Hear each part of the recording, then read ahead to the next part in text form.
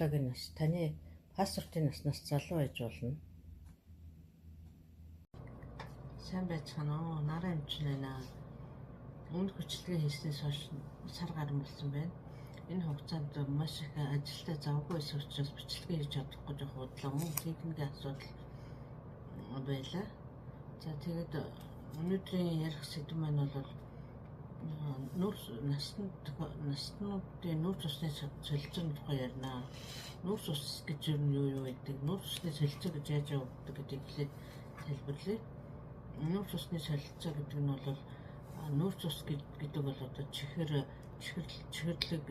жимс, гурил будаа, хүнсний зарим нэг ногоонууд бүгд нүүрс ус агуулж байдаг. Нүүрс ус буюу бидний ярьдаг глюкоз, сахар, элсэн чихэр гэх мэт эдгээрийг агуулсан бүтээгдэхүүнүүдийг бол нүүрс ус гэж нэрлэж байгаа.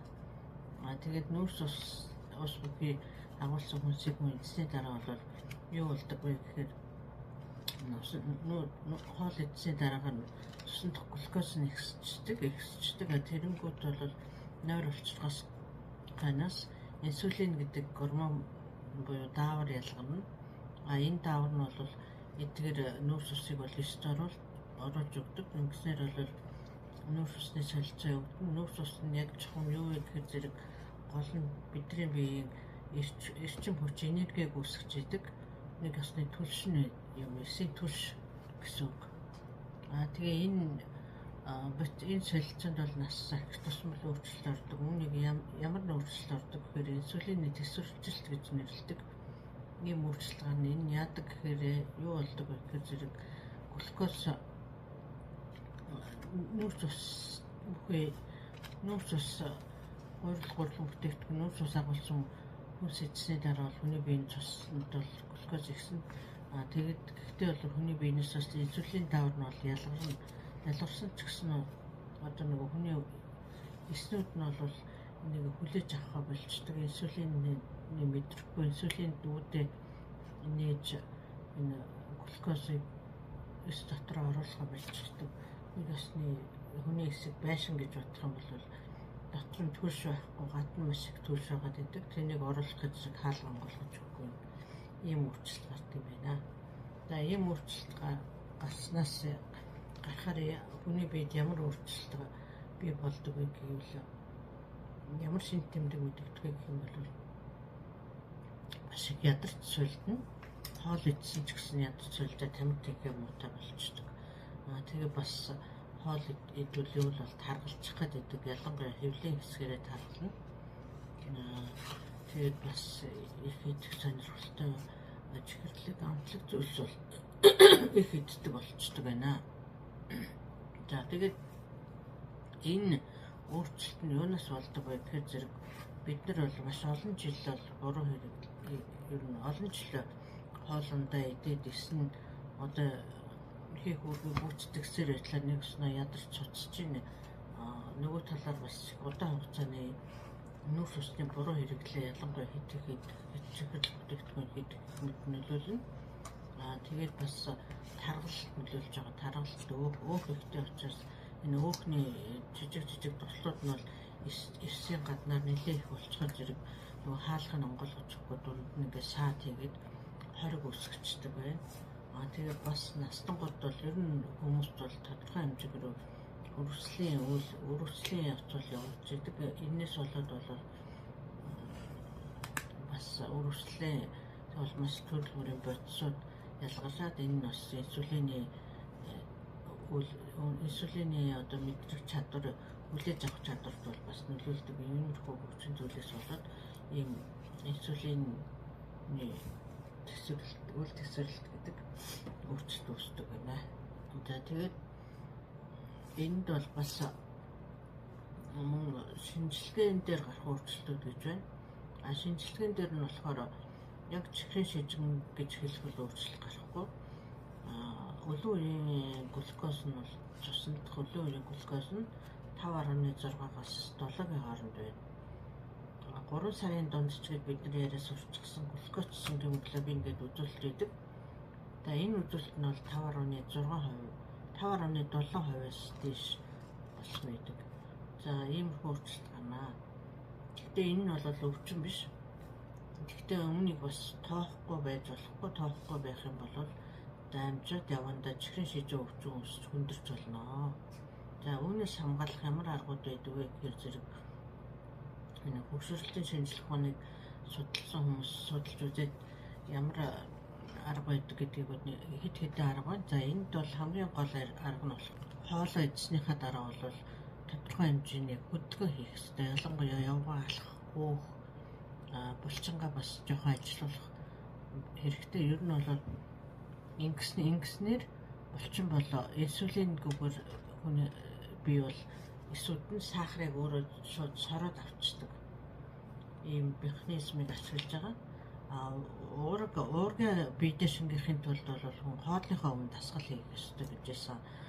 Гэтэл нүүрс цусаа шингээхийн тулд бол хоолны дараа хөдөлгөөн хийх, явган алхах, хөөх гэх мэт дасгал хөдөлгөөнүүдийг хийх шаардлагатай. Тэгэхээр зэрэг энэ бол хоёр өөр утга учиртай болохоор аль алийг хийх шаардлагатай.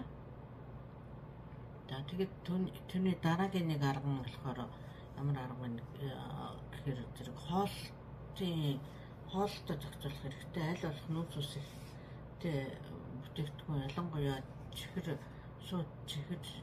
бүтээгдэхүүн чихэр идэхээс татгалзах хэрэгтэй. Тэгээд хоолоо яаж идэх вэ гэхээр зэрэг бас хоол идэхдээ маш нарийн дараал байна. Нууц дараал. Үүнийг яаж хоол идэх вэ гэхээр эхлээд бол хүн хоолоо идэхдээ бол юунаас нь эхэлж идэх гэдэг бол бас маш чухал байна л да. Энд нь болохоор эхлээд ногоо эслэг бүхээ ногоогоо идэнэ, эслэг бүтээгдэхүүн эхэлж идэнэ. Дараа нь уурга буюу махаа идэнэ, хамгийн сүүлд нь нүүрс ус агуулсан гурил будаага идэх хэрэгтэй.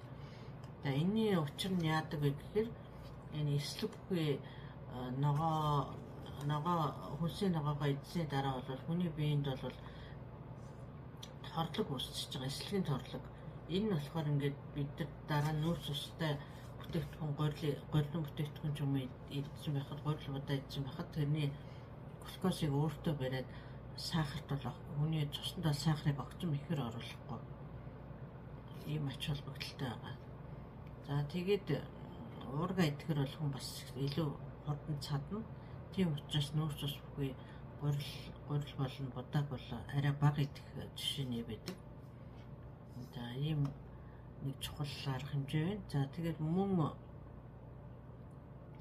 одоо чардуулдаг хүнснүүд байдаг. Одоо төмс, будаа, гурил гэж байна л да. За тэгээд эднэрийг яаж идэх вэ гэхээр зэрэг ялангуяа будаа, төмс гэх мэт чардуул агуулсан хүнсийг бол хөргөж идэх. Сүүлийн үед бол хүмүүс бас энийг хонуулж идэх мэднэ гэдэг аюул мэддэг болсон, ярьдаг болсон юм л да. Заавал хонуулах шаардлагагүй. Энийг хөргөсний дараа бол цардуул нь бүр илүү тийм хатуу цардууллаг батбик цардуул болж хувирдаг. Тэгэхээр зэрэг энэ цардуул нь бол хүний биед шингэхгүйгээр шууд бүдүүн гидсээр ялгараад шууд гарчдаг байна. Тэгэхээр зэрэг энэ аргыг бас хэрэгжилж болно. За дээрээс нь бол шинжилгээ ухааны гэх юм уу одоо энэ төр зүрийн бас нэмэлт бүтээгдэхүүн хэрэгжилж болно. Ялангуяа цайр, магний агуулсан бүтээгдэхүүн хэрэглэх юм бол инсулины мэдрэх чанар, инсулиныг хүлээж авах үе хаалгаа нэг чадварыг бол идэвхжүүлж байгаа. Иймэрхүү бас арга байна. За эдгээр аргуудыг бол хэрэглэнэ.